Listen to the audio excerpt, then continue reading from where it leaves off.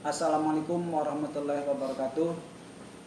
Perkenalkan, nama saya Ahmad Zainuri dari Universitas Islam Negeri Kabupaten Bengkulu, Fakultas Tarbiyah, jurusan Pendidikan Agama Islam. Baik, di sini saya akan menjelaskan berkenaan dengan perubahan sosial budaya di Bengkulu tahun 1980 sampai 2010. Banyak faktor yang menyebabkan terjadinya perubahan-perubahan pada kehidupan sosial budaya pada masyarakat Melayu Kota Bengkulu. Peran globalisasi dan modernitas melalui teknologi, komunikasi, dan informatika sangat besar dalam disfungsi budaya masyarakat Barat ke dalam pola hidup masyarakat Bengkulu. Begitu juga peran kepemimpinan Gubernur Suprapto selama 10 tahun, reformasi dan otonomi daerah, semua secara simultan telah berkontribusi menciptakan perubahan sosial budaya secara makro di Kota Bengkulu. Yang pertama, globalisasi dan modernisasi. Diakui Latif, globalisasi saat ini telah membawa dampak cukup serius dalam tatanan masyarakat dan kehidupan umat beragama. Tak sedikit diantaranya yang gagal dalam menjaga tradisi, nilai-nilai, ritual-ritual, dan simbol-simbol keagamaan akibat kuatnya penetrasi arus globalisasi. Era globalisasi yang ditandai dengan mudahnya mengakses informasi dan budaya masyarakat dari belahan dunia adalah dampak dari perkembangan teknologi informasi dan komunikasi dunia.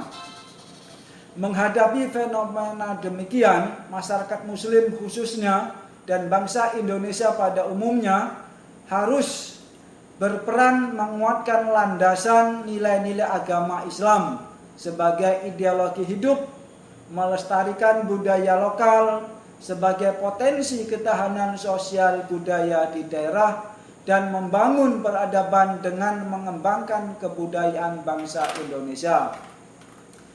Modernisasi merupakan salah satu fenomena dampak dari globalisasi yang telah berpengaruh cukup serius dalam tatanan kehidupan sosial termasuk umat beragama. Meski terkadang secara internal justru melahirkan kekuatan emosional positif baik person maupun kolektif. Emotional positive impacts, terutama upaya kreatif dalam mempertahankan akidah dan nilai-nilai sosial Islam. Sebagaimana diungkapkan Zubaidi, bahwa globalisasi juga telah memberi pelajaran berharga bagi sebagian pemeluk agama dalam meningkatkan daya resistensi menolak efek negatif globalisasi. Bahkan juga telah memberi inspirasi dan motivasi untuk memunculkan upaya-upaya kreatif dalam mempertahankan jati diri dan landasan keagamaan. Selanjutnya, pembangunan masa Gubernur Suprapto tahun 1979 sampai 1989. Perubahan sosial yang terjadi di Kota Bengkulu pada dasarnya bagian tak terpisahkan dari totalitas perubahan sosial di Provinsi Bengkulu dan Indonesia pada umumnya. Sebuah perubahan bukan saja terjadi dari gerakan masyarakat dan pengaruh global, tetapi juga harus muncul dari seorang pemimpin yang bertindak sebagai inovativator, yang berperan sebagai agen perubahan, agen of change. Salah satu agen perubahan yang pernah berperan di Bengkulu adalah Gubernur Suprapto yang pernah memimpin di masa Orde Baru selama 1979 sampai 1989. Sejak berdirinya Provinsi Bengkulu tahun 1968, sebelum masa Gubernur Suprapto, Bengkulu sudah dipimpin oleh Gubernur M. Ali Amin Sarjana Hukum dari tahun 1968 sampai 1979. Dalam masa kepemimpinan gubernur pertama, belum dirasakan adanya kemajuan yang berarti digambarkan oleh Sidik hingga akhir Pelita II tahun 1979, Bengkulu tergolong sebagai daerah terbelakang dan terisolasi. Pembangunan sarana prasarana daerah masih tertinggal jauh dibanding dengan provinsi tetangga. Jalan raya ke daerah Lubuk Linggau hanya sebagian saja yang agak bagus dan selebihnya dalam keadaan rusak. Hubungan darat ke wilayah utara, sekarang Kabupaten Mukomuko, dan ke wilayah selatan, sekarang Kabupaten Kaur, praktis tidak bisa dilalui kendaraan roda 4. Jalan dan jembatan sebagian besar rusak berat. Pelabuhan laut Pulau Bai Bengkulu yang sudah ada tetapi tidak berfungsi, dan bandar udara penerbangan tujuan Jakarta pulang pergi baru sebanyak 2 kali penerbangan dalam seminggu. Begitu juga dengan kondisi tingkat kesejahteraan masyarakat rata-rata masih rendah, produksi beras masih minus, dan pendidikan masih jauh ketinggalan dibanding daerah lain. Gubernur Suprapto memerintah pada tahun 1979 sampai 1989. Masa pembangunan 5 tahun, 3 Pelita 3 tahun 1978 sampai 1983, dan Pelita 4 tahun 1983 sampai 1988 di masa Orde Baru. Selama penjabat pembangunan yang dilakukan oleh Gubernur Suprapto, sebagaimana diungkap oleh Sidik, berikut pembangunan jalan raya yang menghubungkan Provinsi Sumatera Barat di bagian utara dan ke wilayah Lampung di bagian selatan. Saat ini disebut sebagai Jalinbar atau Jalan Lintas Barat untuk menyeberangi sungai-sungai di berbagai belahan wilayah pedesaan di Bengkulu, yang selama ini menggunakan rakit dan ponton di bagian jembatan-jembatan permanen, dan pembangunan jembatan permanen untuk memperlancar akses ekonomi rakyat. Pada itu tahun 1982 Presiden Soeharto menyatakan Bengkulu bebas ponton dan rakit.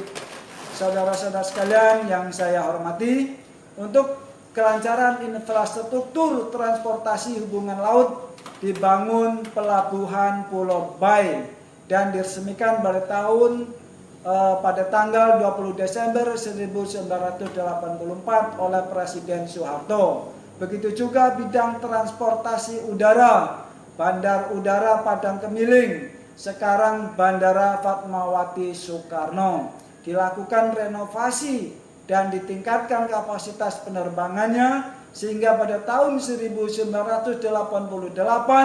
bandara tersebut sudah dapat melayani penerbangan Jakarta Bengkulu 2 kali dalam sehari. Saudara-saudara sekalian yang saya hormati, selanjutnya reformasi.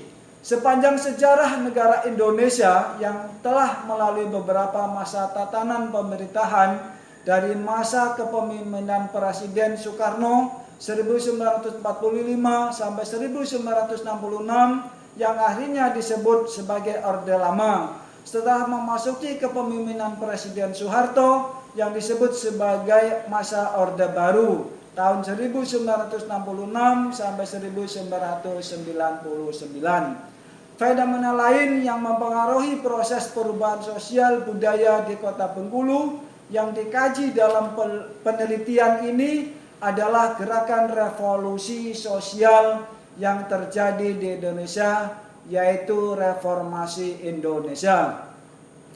Faktor yang melatar belakangi terjadinya reformasi diantaranya adalah kejenuhan terhadap demokrasi Orde Baru oleh rezim Presiden Soeharto yang telah berkuasa selama 32 tahun. Adanya transaksi politik ekonomi dengan lembaga keuangan dunia IMF dan krisis ekonomi tahun 1998. Semua faktor tersebut memicu terjadinya revolusi sosial yang dipimpin mahasiswa hingga jatuhnya Soeharto dari kursi kepresidenan. sejak terjadinya revolusi sosial tahun 1998 tersebut sampai sekarang disebut era reformasi. Reformasi Indonesia merupakan gerakan revolusioner. Revolusi adalah wujud perubahan sosial spektakuler sebagai tanda perpecahan mendasar dalam proses historis pembentukan ulang tatanan sosial dan politik pemerintahan. Revolusi tak menyisakan apapun seperti keadaannya semula dan menutup epos lama serta membuka epos baru.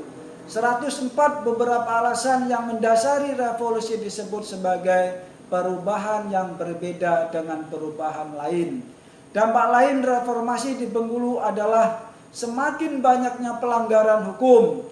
Rifyal Ka'bah mengungkapkan beberapa faktor diantaranya adalah: pertama, ketidaktahuan individu tentang hukum yang berlaku di masyarakat, terutama nilai-nilai keagamaan. Kedua, pemasyarakatan hukum, berarti pembudayaan aturan-aturan yang disepakati bersama supaya menjadi tradisi dalam masyarakat. Ketiga, berhubungan dengan tabiat yang berhubungan dengan tabiat sekular hukum.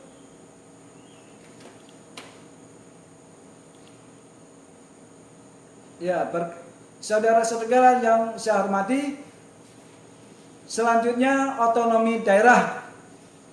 Undang-Undang Nomor 22 Tahun 1999 adalah tentang otonomi daerah yang menjamin adanya pengelolaan wilayah provinsi dan kabupaten atau kota secara desentralitas. Dalam operasionalitas pengelolaan jalannya pemerintahan, gubernur, bupati, dan wali kota memiliki wewenang secara otonom. Kekuasaannya mutlak dan menjadi sentralitas dalam pemerintahan lokal. Akibat dari otoritas tersebut menjadikan gubernur, bupati, dan wali kota bertindak sebagai penguasa dan berkuasa penuh atas proses pembangunan di daerahnya. Sistem otonomi daerah sebagai progres dari sistem pemerintahan di Indonesia. Dampak positif otonomi daerah adalah meningkatnya volume pembangunan sarana prasarana yang dilaksanakan sesuai kebutuhan real masyarakat. Salah satu pembangunan fasilitas umum yang dibangun oleh pemerintah Provinsi Bengkulu adalah revitalisasi jalan wisata Pantai Panjang sepanjang 9 km. Sejak revitalisasi jalan Pantai Panjang, keramaian meningkat drastis. Selain itu juga menjamur berdiri hotel-hotel baru di sepanjang jalan pantai. Sarana belanja baru masyarakat Bengkulu yang juga didirikan oleh investor yaitu Hypermart dan Matahari pada tahun 2010. Pusat belanja tersebut merupakan pemandangan baru bagi masyarakat Bengkulu. Selain Hypermart, di kota Bengkulu juga berdiri Mega Mall dalam areal pasar Minggu pada tahun 2008. Otonomi daerah identik dengan tindakan otonom seorang pejabat pemerintahan yang memunculkan kesewenangan dan arogansi sosial, rendahnya daya kontrol pribadi, dan batasan kewenangan dapat menimbulkan perilaku orientasi material dalam setiap tindakan kepemimpinannya, orientasi uang, dan bahkan kuatnya dasar nilai materialitas mempengaruhi motivasi menduduki sebuah jabatan, dan dimaksud adalah uang. Kasus korupsi yang dilakukan oleh pejabat yang termedia secara terbuka dan ditonton oleh masyarakat luas semakin memastikan setiap pejabat melakukan korupsi. Masyarakat memaknai bahwa korupsi bukanlah identik dengan tertangkap, korupsi adalah pejabat. Saudara-saudara sekalian yang saya hormati, demikianlah uraian singkat ini, lebih dan kurang mohon maaf. Semoga ada manfaatnya. Lebih dan kurang mohon maaf. Kami akhiri. Wassalamualaikum warahmatullahi wabarakatuh.